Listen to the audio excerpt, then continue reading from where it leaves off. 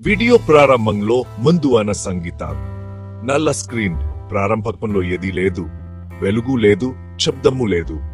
ఎక్కడ చూసినా అంతులేని అంధకారం మాత్రమే.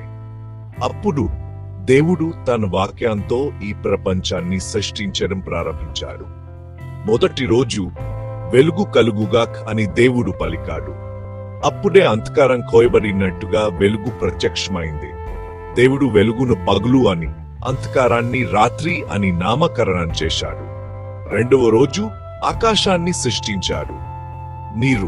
నీటి మధ్య వికచ్చం చేశాడు. మూడో రోజు పొడి భూమి బయటపడింది. దానికి భూమి, నీటి సముదాయాలకు సముద్రం అని పేరు చేశాడు. అనేలాగే మొక్కలు, చెట్లు, విత్తనాలు కలిగిన మొక్కలను సృష్టించాడు. నాలుగవ రోజు పాటికి సూర్యుడు, రాత్రికి చందమ మరియు నక్షత్రాలు ఆకాశకాశం చేసేలా సృష్టించాడు.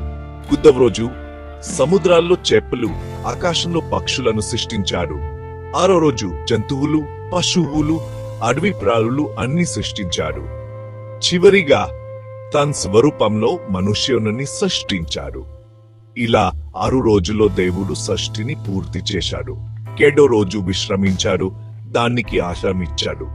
ఇదే సృష్టి యొక్క ఆరంభం.